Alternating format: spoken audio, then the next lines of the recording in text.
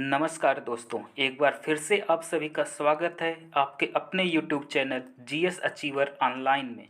तो एक बार फिर से मैं हाजिर हूं आपके सामने प्राचीन इतिहास के उन महत्वपूर्ण क्वेश्चंस को लेकर के जो पिछले एक दिवसीय एग्जाम में काफ़ी पूछे गए हैं या जो आने वाले एग्जाम हैं उनमें इनके पूछे जाने की प्रबल संभावना है।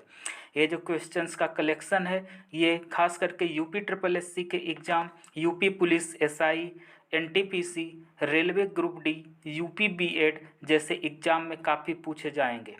तो बिना देर किए शुरू करते हैं आज का पहला क्वेश्चन।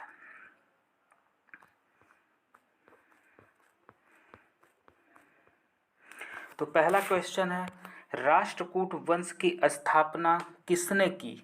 तो राष्ट्रकूट वंश की जो स्थापना है इसका सही जवाब है दंत दुर्ग ने की थी।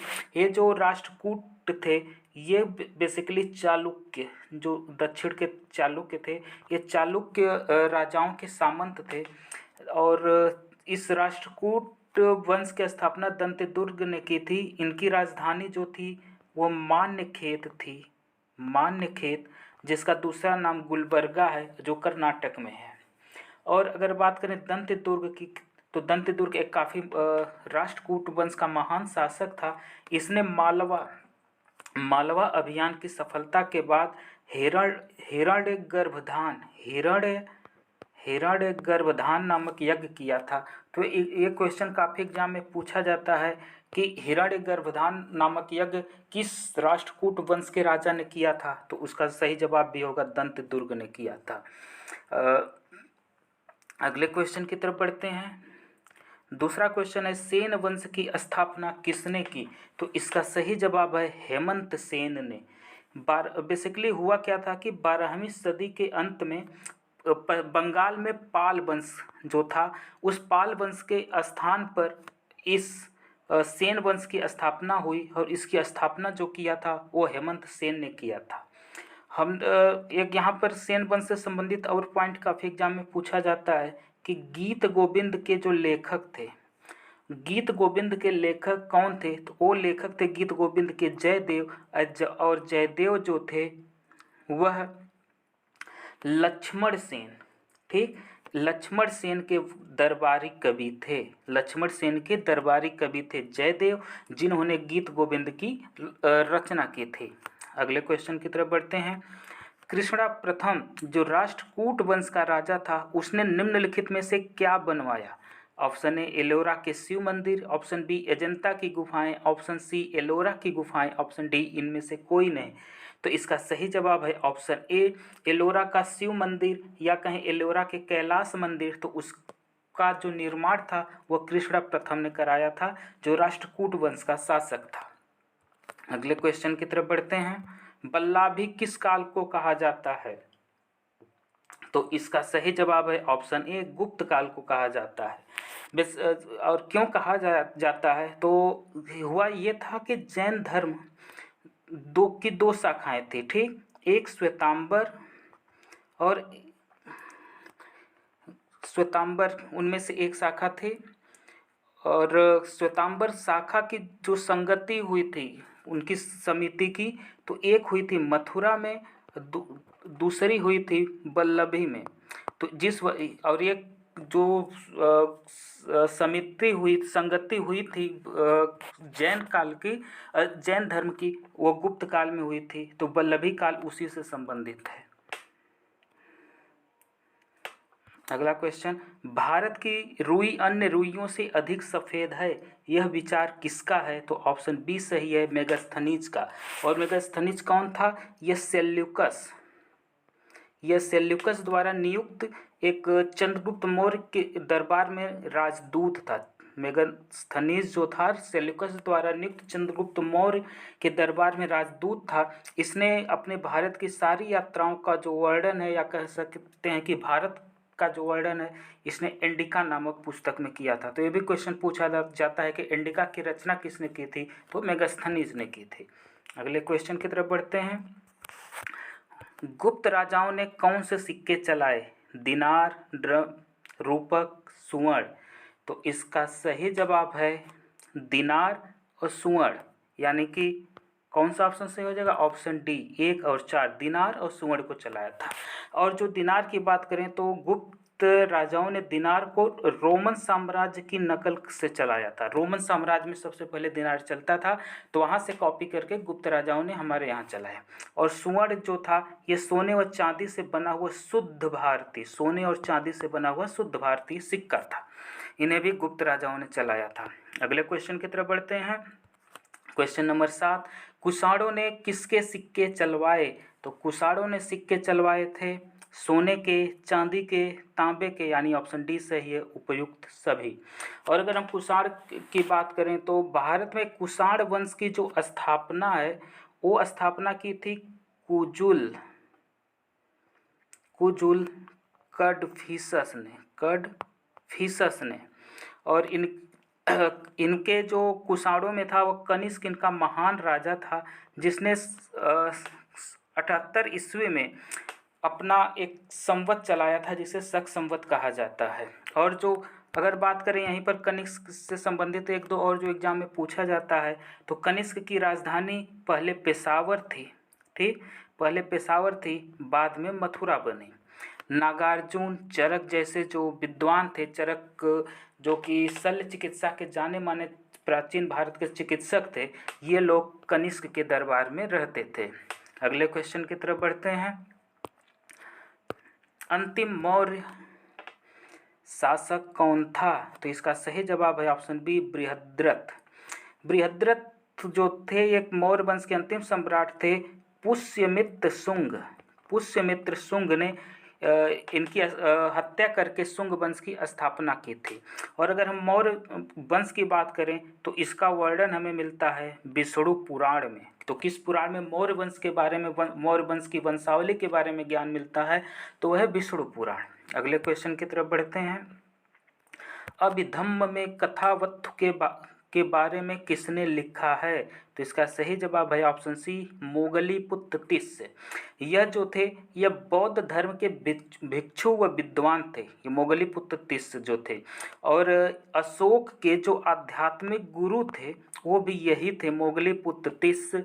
और जो अशोक के पुत्र थे महेंद्र, जिन्हें बौद्ध धर्म का प्रचार करने के लिए अशोक ने श्रीलंका भेजा था, उनके भी आध्यात्मिक गुरु मोगलीपुत्र तिस्य ही थे। तो ऑप्शन सी सही है। अगले क्वेश्चन की तरफ बढ़ते हैं। किस यज्ञ में वैदिक काल में सूरा का प्रयोग किया जाता था? तो इसका सही जवाब है ऑप्शन ए, सौत्रामणि। अगले क्वेश्चन की तरफ बढ़ते हैं। क्वेश्चन नंबर 11, 10 राजाओं का युद्ध किस नदी के किनारे हुआ था? तो इसका सही जवाब है परसड़ी नदी, जो आजकल की रावी नदी है, इसी का प्राचीन नाम परसड़ी था। इस युद्ध में भरतजन के राजा सुदास ने 10 राजाओं के संघ को हराया था, ठीक। और जो बात करें इस 10 युद्ध की, तो इस 10 राजाओं के युद्ध का जो वर्णन है ये हमें मिलता है ऋग्वेद में। ऋग्वेद के 7वें मंडल में इसका वर्णन किया गया है। अगले क्वेश्चन की तरफ बढ़ते हैं। सोमपुरी विश्वविद्यालय की स्थापना किसने की थी? तो इसकी स्थापना पाल वंश के शासक धर्मपाल ने की थी। ऑप्शन सी सही है। अगले क्वेश्चन की तरफ बढ़ते हैं। रामपाल ने किस विश्वविद्यालय की स्थापना की थी? तो इसका सही जवाब है जगदल। अगले क्वेश्चन की तरफ बढ़ते हैं।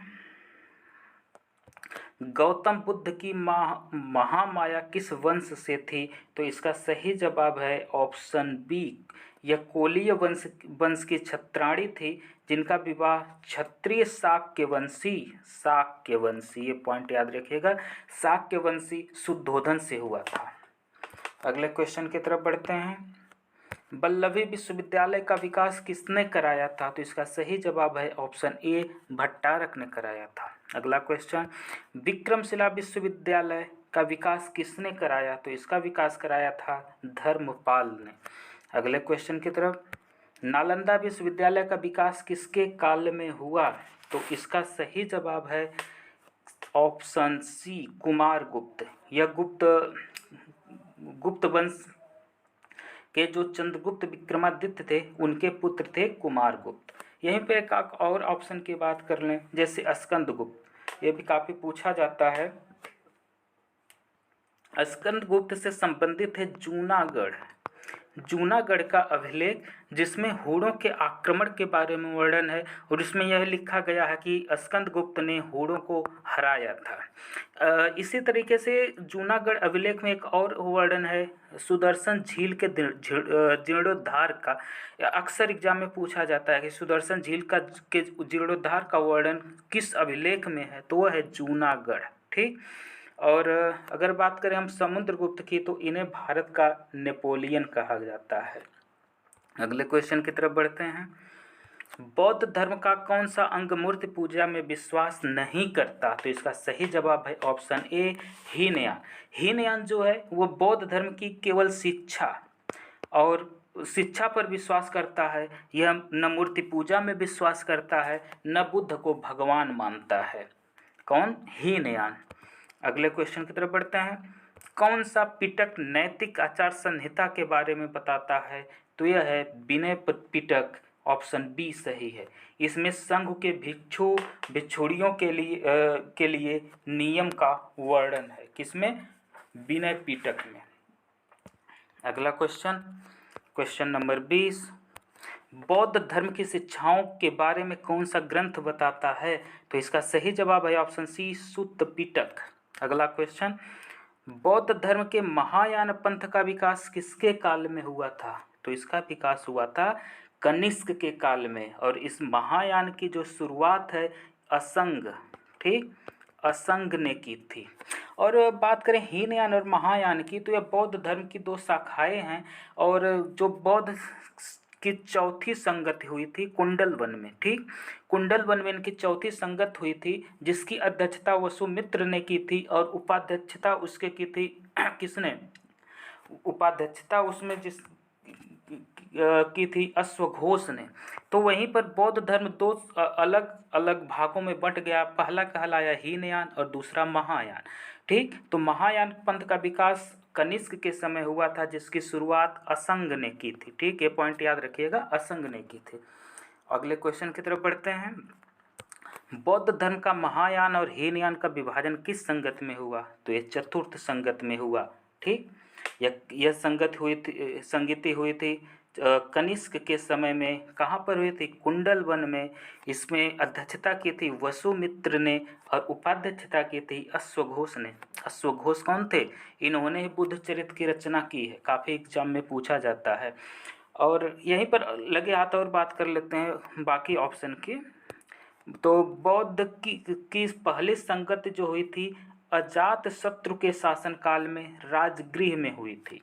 द्वितीय संगति जो थी यह काल अशोक के शासनकाल में वैशाली में हुई थी। तीसरी जो है यह अशोक के शासनकाल में पाटलिपुत्र में हुई थी। और चौथा मैंने जैसे कि बताया कनिष्क के शासनकाल में कुंडलवन कश्मीर में हुई थी। अगले क्वेश्चन की तरफ बढ़ते हैं। प्रथम बौद्ध संगति के अध्यक्ष कौन थे, तो इसका सही जवाब है महाकश्यप। और प्रथम बौद्ध संगति कहाँ हुई थी? राजगृह में। किसके शासनकाल में? अजातशत्रु के शासनकाल में। अगला क्वेश्चन, द्वितीय बौद्ध संगति के अध्यक्ष थे, तो इसका सही जवाब है सबकर्मी। और ये द्वितीय बौद्ध संगति के समय में हुआ कि एक घटना घटित हुई थी कि मठ संबंधी नियम को लेकर यहाँ पर मतभेद उत्पन्न हो गया था वहाँ संगति में आए हुए संतों के मध्य। और यह जो द्वितीय संगति हुई थी यह काल अशोक के शासनकाल में वैशाली में हुई थी। अगले क्वेश्चन की तरफ बढ़ते हैं। किसके शासनकाल में चतुर्थ बौद्ध संगत हुई? तो कई बार मैंने बताया ऑप्शन डी कनिष्क के। अगला क्वेश्चन, गौतम बुद्ध के गृह त्याग को कौन सा चिन्ह बताता है, तो वो बताता है घोड़ा। ऐसे ही कमल बताता है उनके जन्म के बारे में, चक्र बताता है प्रथम उपदेश के बारे में, और स्तूप बताता है महापरिनिर्वाण के बारे में। और गौतम बुद्ध का महापरिनिर्वाण कहाँ पर हुआ था? वो हुआ था कुशीनगर में। और अगला क्वेश्चन, गौतम बुद्ध के निर्वाण को कौन सा चिन्ह बताता है, तो गौतम बुद्ध के निर्वाण को कौन सा चिन्ह बताता है? बोधि वृक्ष। ऑप्शन डी सही है, यहाँ पर बोधि वृक्ष। और अगर हम बात करें प्रथम उपदेश की, चक्र जिसको चक्र डिनोट करता है, तो प्रथम उपदेश गौतम बुद्ध ने कहाँ पर दिया था? अपना ज्ञान जब उनको बोध वृक्ष के नीचे ज्ञान की प्राप्ति हुई और सिद्धार्थ गौतम बुद्ध के नाम से जाने जाने लगे, तब उसके बाद उन्होंने अपना पहला उपदेश दिया था सारनाथ में। ठीक, सारनाथ में एक ऋषि पत्तन जगह है वहाँ पर। और जो पहला उपदेश है वह किस भाषा में था? पाली भाषा में इन्होंने दिया था। और यहीं पर एक बहुत ही इंटरेस्टिंग क्वेश्चन कभी कभार पूछता है कि गौतम बुद्ध ने सर्वाधिक उपदेश कहाँ पर दिए? तो ये पॉइंट आप याद रखिएगा, सर्वाधिक उपदेश उन्होंने कौशल की राजधानी श्रावस्ती में दिए, लेकिन पहला उपदेश सारनाथ के ऋषिपत्तन में दिया और सर्वाधिक उपदेश कौशल की राजधानी श्रावस्ती में दिया। तो इस 2 पॉइंट में आप कंफ्यूज मत होइएगा। अगले क्वेश्चन की तरफ बढ़ते हैं।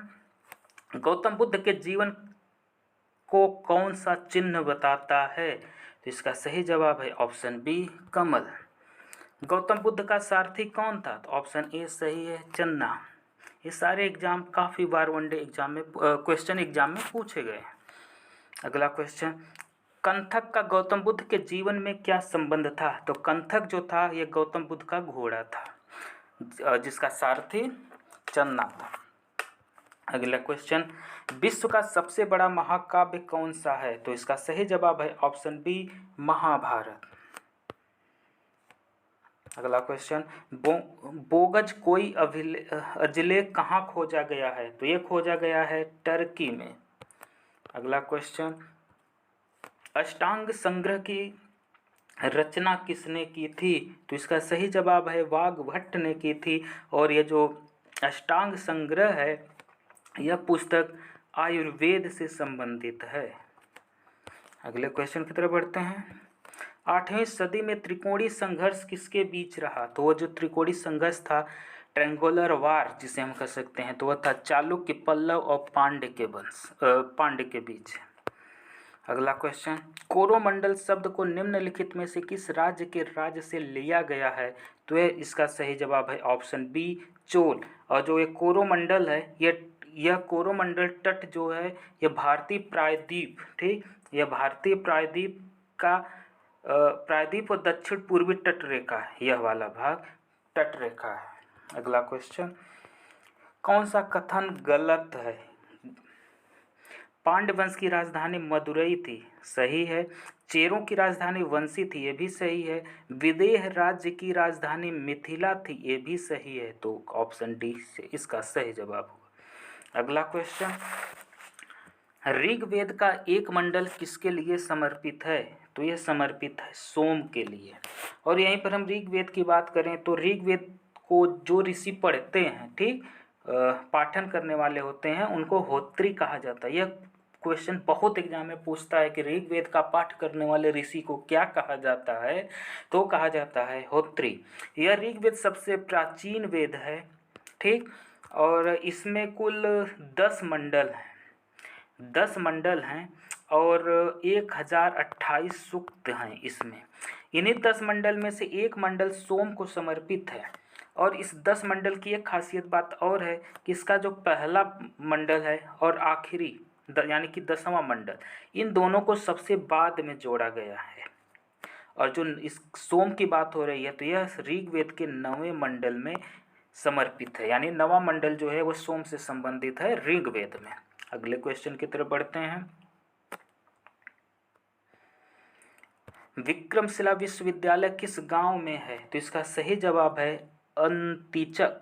और इसको बनवाया था पाल वंश के धर्मपाल ने। और किसने इसको नष्ट किया था ये भी यहीं पर आप नोट कर लीजिए, बख्तियार खिलजी। बख्तियार खिलजी ने इसको नष्ट किया था। अगला क्वेश्चन, महायान बौद्ध धर्म ग्रंथों में भविष्य बौद्ध किसे कहा गया है? तो कहा गया है मैत्रेय को। अगले क्वेश्चन की तरफ बढ़ते हैं। किन 2 वंशों ने राष्ट्रकूटों के साथ उत्तर भारत का राज्य संभाला? तो इसका सही जवाब है प्रतिहाल और पौल। अगला क्वेश्चन, कौन सा वंश ब्रह्म क्षत्रिय वंश कहलाता है?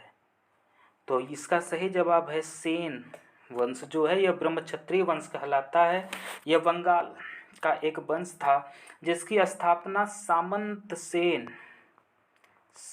सेन ने की थी। 11वीं व 12वीं सदी के दौरान यह वंश बंगाल में राज कर रहा था। अगला क्वेश्चन, कौन सा मिलान सही नहीं है? नागवाद, इसको हर्ष ने ही लिखा है। मुद्रा राक्षस, इसके भी रचनाकार विशाख दत्त हैं। मृच्छकटिक, इसके शूद्रक हैं। रत्नावली, इसके जो लेखक हैं ये उदयन हैं। ठीक, इसके रत्नावली के लेखक उदयन हैं, तो ऑप्शन डी यहाँ पर करेक्ट नहीं है। अगला क्वेश्चन, परम सौगात की उपाधि किसने धारण की? तो इसका सही जवाब है राज्यवर्धन। और ये राज्यवर्धन कौन थे? राज्यवर्धन जो थे वह हर्ष जो थे, ठीक, हर्ष का आपने नाम सुना होगा। तो हर्ष की एक बहन थी राजश्री, तो ये राजश्री के पति थे। और गौड़ वंश का जो शासक शशांक था, ठीक, उस शशांक ने इनकी हत्या कर दी थी राज्यवर्धन की। और यही शशांक था जिसने बौद्ध वृक्ष को भी कटवा दिया था, जिस वृक्ष के नीचे बैठकर गौतम बुद्ध को ज्ञान की प्राप्ति हुई थी। अगला क्वेश्चन, गुप्त राजाओं के बाद किन राजाओं ने गरुड़ को अपना राज चिन्ह बनाया? तो इसका सही जवाब है ऑप्शन ए, पल्लव। अगले क्वेश्चन की तरफ बढ़ते हैं। किस सातवाहन राजा ने सर्वप्रथम राजा के नाम के सिक्के जारी किए? तो इसका सही जवाब है सतकर्णी प्रथम। यह आंध्र प्रदेश में राज करने वाला आंध्र प्रदेश का प्राचीन ब्राह्मण वंश था, ठीक, यह ब्राह्मण वंश था। अगला क्वेश्चन, अवधेयों का प्रमुख स्थान कहाँ है? तो इसका सही जवाब है ऑप्शन ए, रोहतक। और जो अवधेय हैं इनके जो मुख्य देवता हैं वो हैं कार्तिकेय, ये भी याद रखिएगा, एग्जाम में पूछ लेता है। अगला क्वेश्चन, समुद्रगुप्त के समय कांची का राजा कौन था? तो इसका सही जवाब है विष्णुगुप्त। और ये मैंने बताया कि कांची का राजा और विष्णुगुप्त, तो इसके बारे में जो जानकारी है वह इलाहाबाद के स्तंभ शिलालेख में वर्णन है। और ये जो विष्णुगुप्त है ये पल्लव वंश से संबंधित थे। अगला क्वेश्चन, 4 अश्वमेध यज्ञों का आयोजन किस राजा ने करवाया था?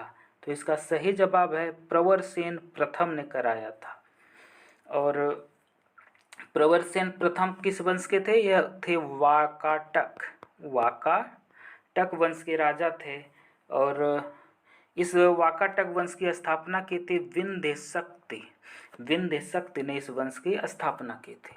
अगला क्वेश्चन, ग्रीक रोमन साहित्य में चंद्रगुप्त मौर्य को सेंड्रोकोट्स कहा गया है, इसका उल्लेख सर्वप्रथम किसने किया था? तो इसका सही जवाब है ऑप्शन डी, विलियम जोन्स। कहीं कहीं पर चंद्रगुप्त मौर्य को एंड्रोकोट्स भी कहा गया है। अगला क्वेश्चन, किस राज्य के राजाओं ने सीरिया के साथ राजनीतिक संबंध बनाए थे? तो ये बनाए थे मौर्य वंश के शासकों ने। अशोक का जो 13वां शिलालेख है उसमें सीरिया के 5 राजाओं के बारे में वर्णन किया गया है। और एक पॉइंट यहीं पर और मैं बता देता हूँ, सीरिया और मौर्य वंश से संबंधित, ये भी एग्जाम में पूछ लिया जाता है। एक थे डाइमोकस, इसका ये राजदूत, सीरिया के राजा के राजदूत थे जो कि बिंदुसार, ठीक, जो बिंदुसार यानी चंद्रगुप्त मौर्य के जो पुत्र था, चंद्रगुप्त मौर्य के बाद जो राजा बना था, तो बिंदुसार के राज्य में सीरिया के राजदूत के रूप में कौन आया था? डाइमोकस। और जो यहीं पर बिंदुसार का किस राजा के साथ अच्छा संबंध था? तो उसका नाम था एंटियोकस। अगला क्वेश्चन, किस राज्य के राजा ने देवपुत्र उपाधि को अपनाया? तो इसका सही जवाब है कुषाण, ऑप्शन ए। अगला क्वेश्चन, महासंघिक निकाय कहाँ विकसित हुआ? तो ये विकसित हुआ था वैशाली में। अगला क्वेश्चन, कौन सा सही मिलान है? शाक्य कपिलवस्तु बिल्कुल सही है। कोलीराम ग्राम गलत है। कालम अलप्पा गलत है। अगले क्वेश्चन की तरफ बढ़ते हैं। निर्भर पत्नी और बच्चों को बेसहारा छोड़ भिक्षु बनने के लिए सजा किसने निर्धारित की थी? तो निर्धारित की थी चाणक्य ने। और ये जो चाणक्य थे ये चंद्रगुप्त मौर्य के गुरु थे, चंद्रगुप्त मौर्य के गुरु थे। इनका और नाम है चाणक्य का विष्णुगुप्त व कौटिल्य भी कहा जाता है, ठीक। और अर्थशास्त्र की रचना चाणक्य ने ही की थी। अगले क्वेश्चन की तरफ बढ़ते हैं। 23वें जैन तीर्थंकर किस जगह से संबंधित हैं? तो वो इसका सही जवाब है ऑप्शन बी, वाराणसी। 23वां तीर्थंकर किसे कहा जाता है? पार्श्वनाथ। पार्श्वनाथ। तो पार्श्वनाथ जो थे यह वाराणसी के राजा अश्वसेन और रानी वामा, ठीक, जो रानी वामा थी उनके पुत्र थे पार्श्वनाथ। और यह जैन तीर्थंकरों में इनका 23वां स्थान है। अगला क्वेश्चन। निम्नलिखित में से कौन से शिक्षक गौतम बुद्ध को ज्ञान प्राप्त करने से पहले नियुक्त किए गए थे? अलारा कलमा, उद्दक रामपुत्र, मखली खोसाला, निगाथा नाटापुत्र। तो इसका सही जवाब है अलारा कलमा और उद्दक रामपुत्र, यानी ऑप्शन ए इसका सही है। इसमें अलारा कलमा जो थे इनसे सांख्य दर्शन की शिक्षा गौतम बुद्ध ने ली थी और योग साधना भी इनसे सीखी थी, अलारा कलामा से गौतम बुद्ध ने। अगला क्वेश्चन। निम्नलिखित में ऋग्वेद की शाखा है? तो ऋग्वेद की मुख्यतः 2 शाखाएं हैं, साकल, ठीक, एक शाखा है साकल, दूसरी शाखा है वास्कल। तो यहाँ ऑप्शन के हिसाब से कौन सा ऑप्शन सही हुआ? डी, साकल। अगला क्वेश्चन। जूनागढ़ अभिलेख में किस राजा का नाम दर्ज है? तो इसका सही जवाब है ऑप्शन ए, रुद्रदामन। यह जो थे शक राजा थे और सुदर्शन झील के पुनर्निर्माण का कार्य इन्होंने कराया था, ठीक। तो ये जूनागढ़ अभिलेख में वर्णित है। अगला क्वेश्चन। चतुर्थ बौद्ध संगत किसके समय हुई थी? तो इसका सही जवाब है ऑप्शन ए, कनिष्क के समय हुई थी। कश्मीर के कुंडल वन में हुई थी। इसकी अध्यक्षता की थी वसुमित्र ने, उपाध्यक्षता की थी अश्वघोष ने बुद्ध चरित्र की रचना की थी। और अश्वघोष जो थे यह थे दरबारी कवि कनिष्क के। अगले क्वेश्चन की तरफ बढ़ते हैं। मथुरा का कला स्कूल का उन्नत किस समय काल में हुआ? तो यह कुषाण। गौतम बुद्ध की अधिकतर मूर्तियां जो हैं वह मथुरा कला में ही बनाई गई हैं। अगला क्वेश्चन। भारत का प्रथम शक राजा कौन था? तो इसका सही जवाब है मोगा। इसी ने भारत में शक राज्य की स्थापना की थी। अगला क्वेश्चन। स्ट्रेट गोज की नियुक्ति किसने की थी? तो इसकी नियुक्ति की थी यवनों ने। जो यवनों का सेनाध्यक्ष होता था उसे ही स्ट्रेट गोज कहा जाता था। अगला क्वेश्चन। 190 ईसा पूर्व में बैक्टीरिया की किस यवन राजा ने भारत पर आक्रमण किया था? तो इसका सही जवाब है डेमेट्रियस ने, ऑप्शन ए, डेमेट्रियस। अगला क्वेश्चन। प्रसिद्ध इंडो ग्रीक राजा मिनांडर वन ने अपनी राजधानी कहाँ पर बनाई है? तो इसका सही जवाब है तक्षशिला। यह जो था यवन राजा था। एक पुस्तक है जिसमें मिलिंद पाहो उसकी रचना किस कवि ने की थी? आप कमेंट बॉक्स में बताइएगा कि मिलिंद पानो की रचना किस कवि ने की थी। और ये जो रचना है राजा मिनांदर से संबंधित है। अगला क्वेश्चन। किस ग्रीक राजदूत ने विष्णु के सम्मान में स्तंभ बनवाया था? तो इसका सही जवाब है ऑप्शन बी, हेलियोडोरस ने बनवाया था विदिशा में।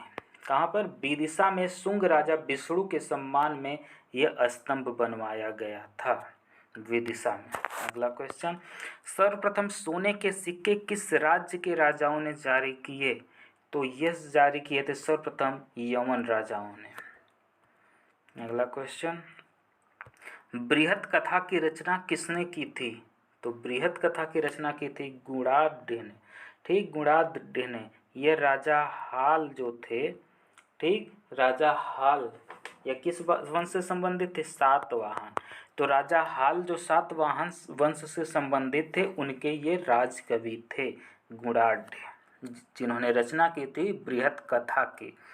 अगला क्वेश्चन, किस सातवाहन राजा ने शक राजाओं से मालवा को वापस जीता था? तो इसका सही जवाब है गौतमी पुत्र सतकर्णी ने। अगला क्वेश्चन, इनमें से कौन सा शिलालेख सातवाहन काल से संबंधित है? तो इसका सही जवाब है नासिक। और इस शिलालेख के बारे में है कि गौतमी पुत्र सतकर्णी की जो माँ थी, ठीक, गौतमी पुत्र सतकर्णी की जो माँ थी गौतमी, उन्होंने इसे बनवाया था। इस शिलालेख में लिखा गया है कि गौतमी पुत्र सतकर्णी को अद्वितीय ब्राह्मण कहा गया है, ठीक। अद्वितीय ब्राह्मण गौतमी पुत्र सतकर्णी को किस शिला अभिलेख में कहा गया है? तो नासिक का शिला अभिलेख है, ठीक। और यहाँ पर गौतमी पुत्र सतकर्णी को एक और उपाधि कह सकते हैं कि दी गई है कि इसे क्षत्रियों का मान मर्दन करने वाला बताया गया है। किस अभिलेख में? नासिक के। तो ये बहुत ही इंपॉर्टेंट पॉइंट है। नासिक का शिला लेख सातवाहन काल से संबंधित है, जिसको बनवाया था गौतमी पुत्र सतकर्णी की माँ गौतमी ने। इसमें गौतमी पुत्र सतकर्णी को एक अद्वितीय ब्राह्मण बतलाया गया है और क्षत्रियों का मान मर्दन करने वाला भी बतलाया गया है। अगले क्वेश्चन की तरफ बढ़ते हैं। सातवाहन वंश के किस राजा ने गाथा सप्तशती की रचना की थी? तो इसका सही जवाब है राजा हाल ने की थी। और राजा हाल के दरबारी कवि कौन थे? गुणाढ़। और गुणाढ़ ने रचना की थी बृहत कथा की। अगले क्वेश्चन की तरफ बढ़ते हैं।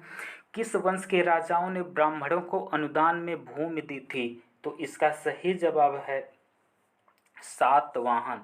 और ये जो सातवाहन राजा थे यह खुद ब्राह्मण थे, ठीक। अगला क्वेश्चन, अशोक के अपने शिलालेख में किस क्षेत्र को कर मुक्त बनाने और मात्र 1/8 कर लगाने की जानकारी दी गई है? तो अशोक सिंहासन की अपनी जब 20वीं वर्षगांठ मना रहा था तो उन्होंने 20वीं वर्षगांठ के उपलक्ष्य में लुम्बनी को, ठीक, लुम्बनी को कर मुक्त करने का और मात्र 1/8 कर बाकी जगहों पर लगाने का आदेश दिया था। और जो ये सारा क्रियाकलाप है कि कर मुक्त बनाना और 1/8 केवल अन्य जगहों पर कर लगाना, इसका वर्णन है रूमदेई के शिलालेख में। कहाँ पर? रूमदेई। ये भी एग्जाम में पूछता है कि किस शिलालेख में लुम्बनी को कर मुक्त बनाने के बारे में अशोक ने बात कही है? तो रूमदेई का शिलालेख। अगला क्वेश्चन, शतपथ ब्राह्मण और तैत्तिरीय ब्राह्मण किसके ब्राह्मण ग्रंथ हैं? तो इसका सही जवाब है यजुर्वेद। अगला क्वेश्चन, निम्नलिखित में से सिंधु घाटी सभ्यता के ढोलवीरा स्थल की सबसे अनोखी विशेषता क्या है? तो इस ऑप्शन देखते हैं। इसके शहरों को क्षैतिज रूप से कई भागों में विभाजित किया गया था। जी नहीं। इसके शहर असमान रूप से विभाजित थे। नहीं। इसके शहर को 3 भागों में विभाजित किया गया था। बिल्कुल सही। तो ऑप्शन सी सही है। अगला क्वेश्चन, कौन से राज्य गौतम बुद्ध के जीवन से संबंधित थे? अवंती, गांधार, कौशल, मगध। तो अगर हम ऑप्शन पर ध्यान दें तो जो कौशल के राजा थे, ठीक, कौशल के राजा प्रसेनजीत गौतम बुद्ध के शिष्य थे। और अगर मगध की बात करें तो मगध में शिक्षाओं का प्रत्यक्ष संबंध का प्रमाण मिलता है। तो 3 और 4 यानी ऑप्शन सी सही है। अगला क्वेश्चन, ऋग वैदिक काल की अर्थव्यवस्था के बारे में कौन सा कथन असत्य है? ऑप्शन ए, मुख्यतः देहाती अर्थव्यवस्था। बिल्कुल सही। ऑप्शन बी, कई अनाज की खेती। ये भी सही है। ऑप्शन डी, कृषि आधारित समाज। ये भी सही। ऑप्शन डी, वेतन की अधिकता। यह गलत है क्योंकि ऋग्वेद काल में कहीं पर भी वेतन के लेन देन का साक्ष्य नहीं मिलता है। तो ऑप्शन डी सही। अगला क्वेश्चन, कौन सा शब्द वेदों और वेदों की शाखाओं को सिखाने के विद्यालय के लिए प्रयोग किया गया है? तो इसका सही जवाब है ऑप्शन बी, चरण। अगले क्वेश्चन की तरफ बढ़ते हैं। प्राकृत भाषा की व्याकरण प्राकृत प्रकाश की रचना किसने की थी? तो यह रचना की थी वररुचि ने। अगले क्वेश्चन की तरफ बढ़ते हैं। मेगास्थनीज द्वारा भारत के बारे में कहे गए कथनों में कौन सा सत्य नहीं है? ऑप्शन ए, भारत में प्रचुर सोना, चांदी, तांबा और लोहा है, सही। भारत में सुव्यवस्थित जाति व्यवस्था, ये भी सही। भारत में अक्सर अकाल पड़ता रहता है, यह गलत है। उस समय पर्याप्त मात्रा में बारिश हुआ करती थी जिसकी वजह से अकाल नहीं पड़ता था। डायनोसियस ने भारत पर आक्रमण किया, ये भी सही। और ये सब कुछ मेगास्थनीज ने वर्णन किस पुस्तक में किया? इंडिका।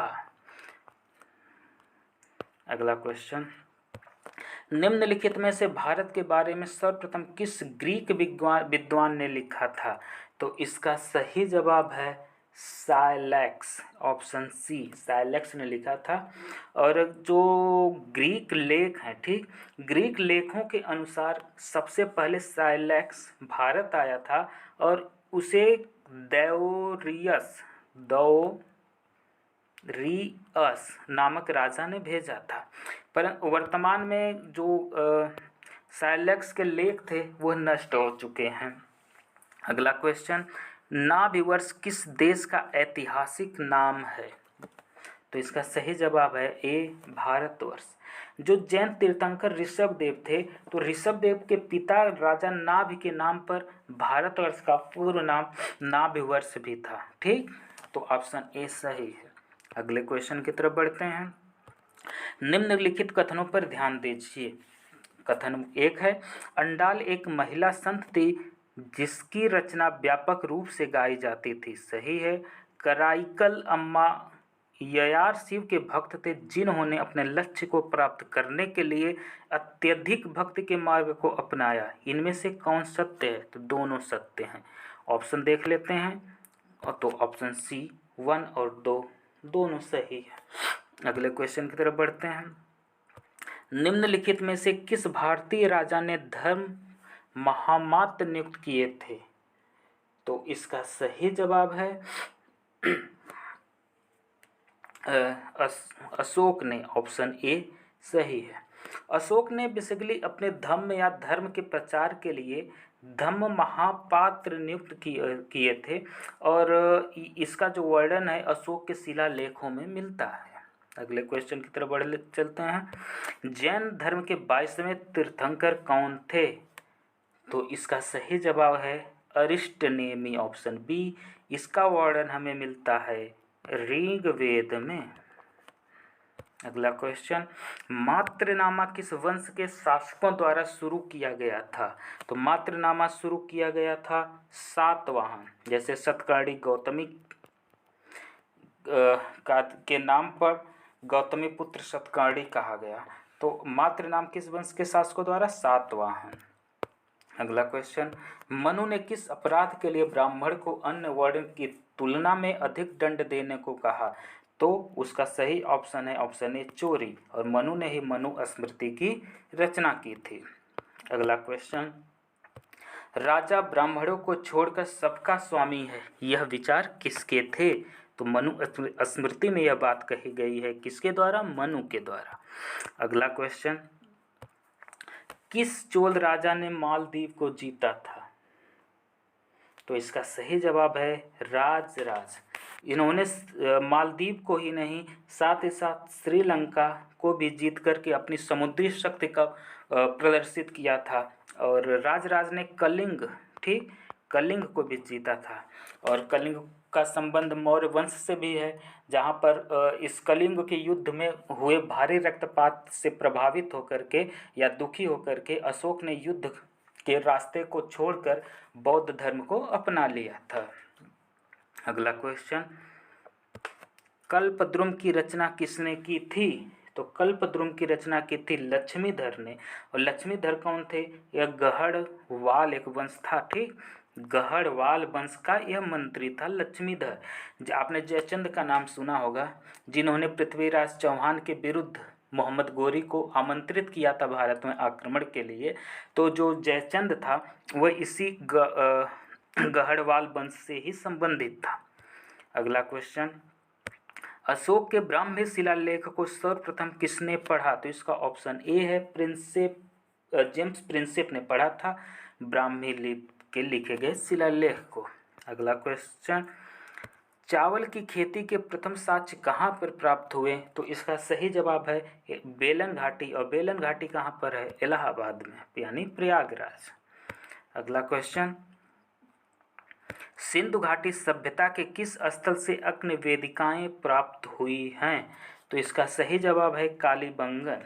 यहाँ पर अग्नि वेदिकाओं के साथ ही ऊँट की हड्डी, ठीक, ऊँट की हड्डी और जूते हुए खेत के भी साक्ष्य मिलते हैं।